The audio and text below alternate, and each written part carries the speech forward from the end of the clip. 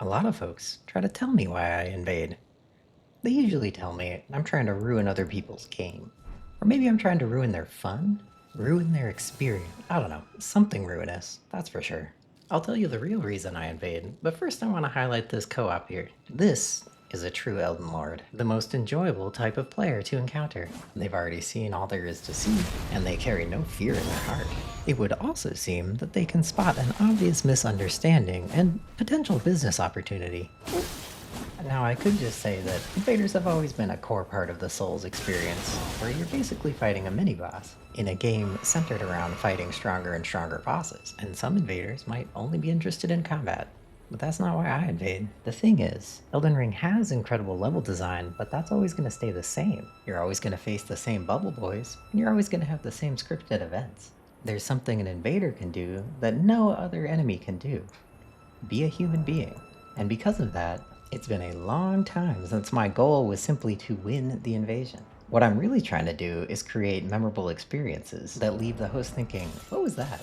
I've received countless messages where people tell me that they thought I was actually an NPC at first, which to me is absolutely hilarious, considering the NPC I've chosen to cosplay.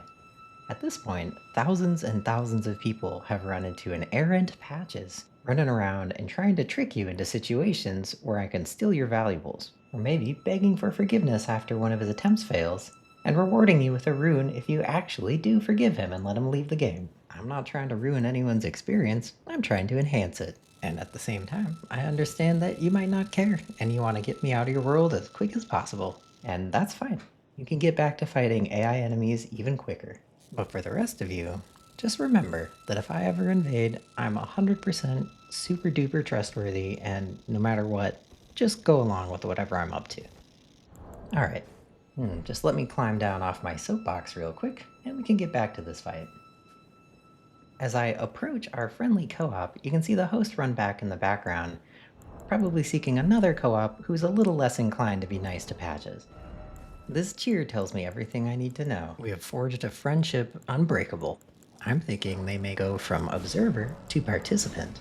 I leave a pile of high-value runes here. You can call them convincing bait, or perhaps a consolation prize. So even if you fall for the trap, at least you get something out of it. Our partner in crime pledges their allegiance. The respect here is mutual. I'm overjoyed at having a friend on my side, so I give them the wait gesture, and it's time to try that mimic again. And this time, hopefully more convincingly than last time, where I was a foot in front of the host. Things are looking smoother already, though I still seem to cut it pretty short because I don't know where this host came from, though I'm pretty confident he didn't spot these flowers. They are pretty convincing. Admittedly, probably the best mimic to get. Now here's the thing, there was one more co-op in here. So let's give it another second before we give up. When this is happening, I'm quite literally holding my breath. He has turned around. He is approaching. He's not standing in the right place. But this isn't a one-person job. Truly devious, the amount of support I'm getting on this trap from a complete stranger. I don't even know how to reciprocate, so I just kinda do the salute thing. Now he may be trying to send a signal here, but we never get to learn what it was, because that host, he's had enough Patches, which I definitely respect, though I'm not the one stealing other people's treasure. Our former friend takes a swing at us, which shows his true allegiance is actually to the host, surprisingly, maybe. So I suppose it's time for our final trick. Here's 2 smoke bombs, and then through the visual clutter, a rock. Considering how long he's falling for, it's going to be quite a hike to pick up those valuables at the bottom of the cliff. I wonder if next time they'll trust me more or less. This seems like a fine spot to leave my treasure. I sure hope no one happens along to try and take it from me. As I approach the lift, I keep my eyes upward, kind of end up in one of those situations where I don't know if I should go forward or back. I pass my stealth check, likely due to my naturally dark outfit. But I don't like that they're heading off towards my treasure. Let's see if we can get a better vantage point. Maybe something higher up with a nice clear view of that bridge. Oh, how convenient. Look at this hallway. Don't mind me just taking out my theft deterrent system. And let's take a look down to see if they're getting too close. I don't like the look of that. I better fire off a warning shot to keep them away. Well, I think that sends a clear signal. You shouldn't trifle with a man's personal belongings. I'll hop down, and we can keep a closer eye on the last guy. Will he go for the exit, for the elevator, or for the valuables? Or maybe he's searching for someone down there. It's a smart choice. He wouldn't want someone to get the jump on him. I can't count the number of times looking around carefully has saved me from being ambushed.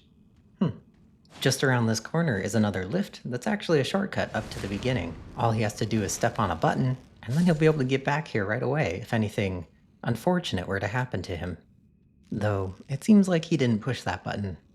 That really is a shame. He ought to keep his hands off what's not rightfully his. How committed to the cosplay am I? Let me tell you after adding just a couple finishing touches to my Rainbow Stone trail. Well, let's just put it this way. Did FromSoft make a custom cutscene for anybody else? I found these two adventurers trying to make their way to Volcano Manor, which is far too dangerous of a place for regular folk. Like any good Samaritan, I'm happy to be patient to wait and make sure that these guys are cut out for the manor. I can watch their location with that yellow dot at the top, and admittedly some intrusive canon-related thoughts enter my mind. But somehow, I hold back. And keep holding back. I'm just gonna speed this up till they find the trail. Here we go. Okay. Perhaps they read my message on the ground. Rainbow stones lead to riches. Let's knock the friend off the cliff with a rock, and then, you know what, I'll go ahead and use a cutscene to kick the other guy off. Well, if you really are that gullible... There we go. Okay, real quick while he stands up. If you watch me live, you'll definitely hear me quoting this cutscene. Then stay away from the Volcano Manor! It's perfect for Gelmir invasions, but this is my favorite line. Bye now! Never gets old for me. Take care! Now what really surprised me is I got to stay in the game. His friend didn't survive the rock, but he did, and he's down there at the bottom. There's no way for me to climb down from here, so I'm going to use a repositioning finger to teleport.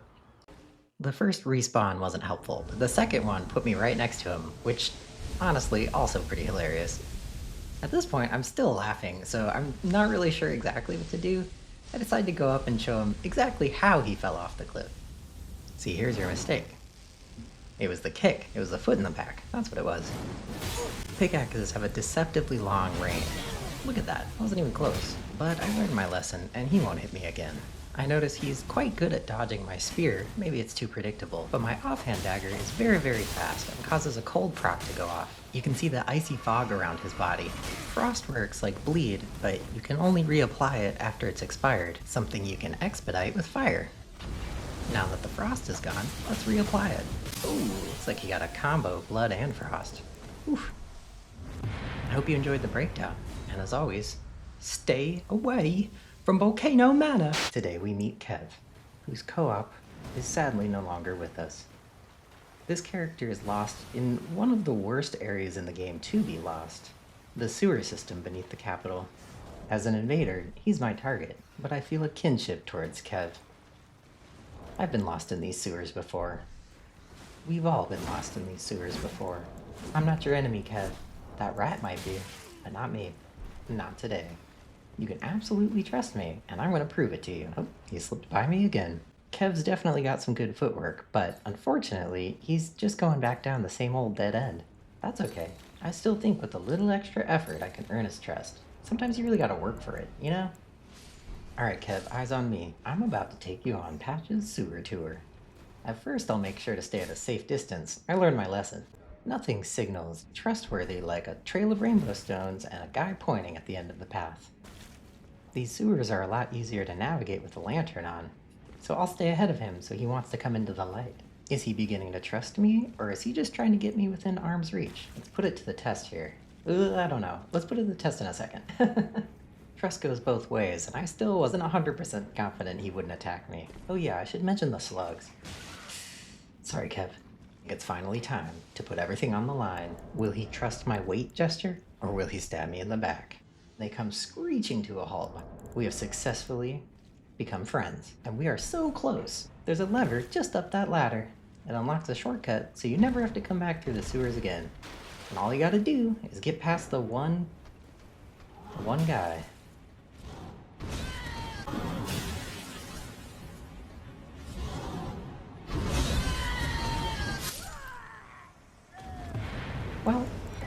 It would be irresponsible not to get these valuables.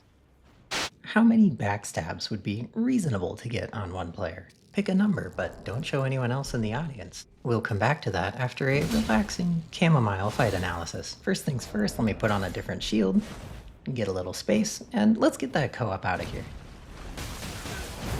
Okay.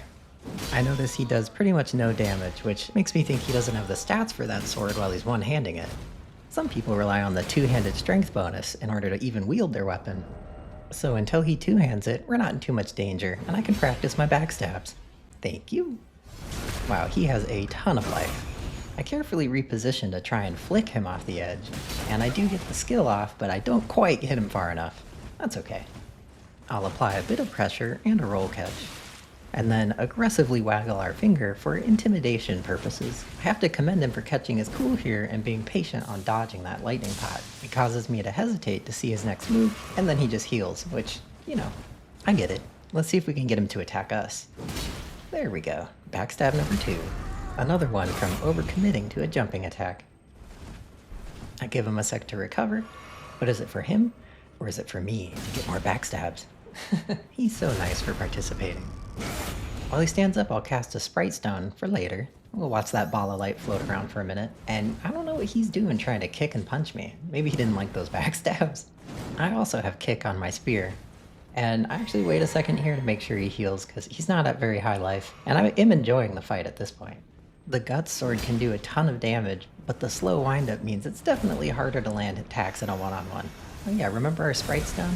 Let's get him back on the defense with some roll catches. I am using a spear that does very little damage and doesn't have any elemental buildup, so with his life bar, we are barely chipping him down. That's okay, I'd rather be in a long fight than a loading screen. I do try to utilize his recovery windows for backstabs, but you can see I don't unlock my character, so I'm not quite able to grab him in that animation. The timing can be a little finicky. I think he realized I'm trying to get behind him and he starts rolling a lot, so it's time to whip out a whole bunch of different skills and weapons. I want him to forget what I'm doing. But I do realize he probably just wants to heal in order to attack again, so I take the opportunity to switch my spear onto a different one. He's already seen me kick, and then I throw out a skill he's not expecting. I don't want to do the same skill twice in a row, so I step back to switch it, but he smacks me in the middle of it. Will teach me trying to get too fancy. Ooh, another backstab. I don't know why that is so satisfying. So I'm going to keep the pressure on with a bunch of stuff. Smoke bomb, lightning pot, attack him. Step back and then switch to my shield for a shield crash. Gotta love it. Let's take one more reset. Alright. The Colossal Sword jumping attack can be so telegraphed you can even overwalk around it. I went from a backstab all the way around to a front stab. And then completely whiff the follow-up. Alright, let's reset with a sword dance. And this time I actually am going to swap off of the sword dance to another weapon. I see a slow recovery skill, so I have time to take the finger out of my pocket for another backstab. I'm not gonna lie, I recently got a new controller with paddles on the back, and I'm having too much fun trying to swap weapons with it. Sometimes like this, I just go down the line of spears and swap between each attack. But even so, I can still spot a good backstab opportunity. Those jumping attacks, they are my favorite. He does a good job dodging my shield crash so he can heal, so it's my turn to just give a couple pokes and try and space his attacks this time. I did switch to a weapon with charge 4th on it, but that one is kind of tough to land too, and he does manage to dodge my attack with that. I do think he could have backstabbed me right there, but instead he chooses to run down the hallway, so I guess we're going to pursue that way. It's kind of hard to say if he's just running for the boss door or trying to get another friend, but either way I try to stop him with the lightning pot, and it does cause him to turn around. But alas, it is not to be. Somehow I catch a medium roll backstab on him, and our fun adventure is over. Just time for one last bow of respect for a hard-fought battle. I would like to show you, and these two, a secret area in Stormvale Castle. But first I have to do a little damage control. A few minutes ago, I may have come into this same world, and allegedly he was AFK. So, I can't attest to what happened. But nevertheless, I will be making efforts to get on their good side. First things first, it looks like we've got a major pest problem. We'll be targeting the nesting area, but it's important to eliminate their food and water sources. Oh, you guys didn't see that one. Okay, we'll get another one. See? Patches on your side. Trusty Patches. You know me. 2 squats and a jump for joy, and we are ready to go. To get to our destination, we're gonna have to take this ledge shortcut. Luckily, the Tarnished have the ankles of a mountain goat, so this slope is nothing to us. It takes a running jump to get up here, and then I check to see if they're following. Not yet. Let's run around this section, and we'll go say hello on the other side. Do have to say, if I was setting up an ambush, that's a nice view. It looks like our friends started to follow once we went out of sight. So I'm gonna run back, and we see that they're actually on a different path, running down, but that's actually on the way to where we wanna go. The host does jump down, but we're actually more interested in hanging out with this friendly co-op who so carelessly fell off that ledge at the beginning. These walls are actually pretty easy to stick to, so you can kind of just jump at them. It took me quite a long time to find this area when I was first exploring, and I don't really think there's much to it, except it does allow you to get on these battlements, and that's really the point of why we came over here. One time I did gloriously jump from that lower roof to here, but it's very hard to replicate, and the higher area is much easier. The last step is to carefully line up, and then jump! Okay, you don't really have to jump, you can walk, but it's more cinematic. Dang, they get it. Jumping from an explosion and a superhero landing? Alright. So there's your quickest route onto the troll beam. Now, there's nowhere to go from here, but it's kind of cool to be able to get up on this beam, which for a long time I thought was inaccessible. We have a little bit of fun here, but it wouldn't be a Patches video without just a splash of betrayal. You know, stirred in, not shaken. Let's be reasonable. And to be honest, I'm kind of doing him a favor. Roderico was looking for those chrysalids down there. And who doesn't love meeting a couple friendly puppies? Aw, they definitely like you. Just call me Patches the Matchmaker, because I smell an adoption in the future. Look at them just taking laps around the room. Alright, looks like they're taking off. Wait, huh? One more lap? Okay. Well, I'd say my work here is done. We just made a new family. As always, thanks for watching. Patches. On days like this, we turn our eyes skyward and wonder, why can't there be peace between invaders and hosts? Why must we point our spears at each other when we could find another hypothetical target? Oh, well hello. On a completely unrelated topic, a lot of folks have been asking me about who are these blue guys and what is their purpose? Well, aside from blocking our sun, their purpose is pretty straightforward. Blue guys, like Tinfoil Tommy here, are called hunters. His goal would be to hunt me, but he hasn't realized yet that I'm actually the invader, and I'm using a trick mirror so I don't look red. Oop. Now, don't be hasty. This is clearly a Okay, I can't quite squeeze between them, so we're gonna roll our way out of here with elegance. But okay, he didn't forgive us. I'm gonna go in my inventory for a blood bolus, then we can get back to our discussion on blues and how I feel about blues. I won't say exactly how I feel, but there's telltale signs. They join fights that are already in progress on the side that has more people. Isn't that interesting? Where are we going? Right here with you. The tree gambit. Okay. Anyway, where were we? If an invader does manage to defeat any of the co-op players, hunters automatically show up to backfill that spot. So if the host ever has less than 2 friends, hang on, just take this, then 1 or 2 blue guys could show up to fill the empty spots. It definitely adds a bit of a time pressure for the invader. You gotta be quick, or you're gonna be back up to a 3v1 again. Because in addition to there being no limit to the number of replacement hunters you can summon, the cooldown time between them being summoned is a matter of seconds. Though I should mention, there is one benefit for the invader. When a hunter moves to the next plane of existence, they will recover 1 red and 1 blue flask. And that's why sometimes blues are affectionately referred to as flask refills. Oh, he's slowing down. Whether you love him or hate him, playing as a hunter is a great way to get exposure to PvP with a lower level of risk because you'll be joining a team. At least, unless your host prefers to watch.